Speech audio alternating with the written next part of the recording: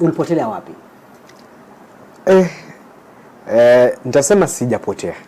Kwa sababu tangu tulipomaliza msimu ule uliopita wa kisiasa mwaka wa 2022, ilibidi wengi wetu ambao tulipokosa hiyo nafasi ya kuweza kuwa kuteuliwa kama gavana wa kaunti, tunachukua sasa nafasi ya kupumzika, kushukuru Mungu, kushukuru wananchi kwa ile kazi ambao walitusaidia kufanya ya kuweza kufanya campaign.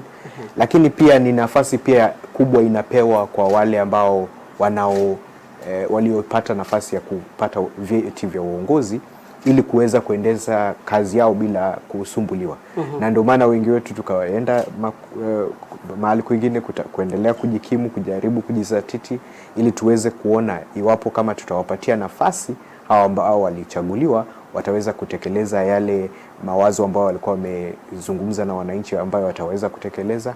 Alafu msimu wa kisiasa ukirudi, iwapo kama wametekeleza yote na wananchi wameridhika, haina haja ya sisi tena kusimama. Lakini iwapo tunaenda tukisikiza mwananchi anasema kwamba kazi bado ipo, bado maendeleo hayajafikia vile walikuwa wanatarajia, basi sasa ndio utaona wengine wetu sasa tukirudi tukisema tumesikia mwito wa wananchi, wanasema bado kazi haijafanyika na itabidi sasa tusimame tuende tuzungumze na mwananchi, tujaribu awamu ya pili. So Bwana Mwakesi, unasema kwamba unasikiza sauti ya mwananchi. Ndio. Ulienda ukapumzika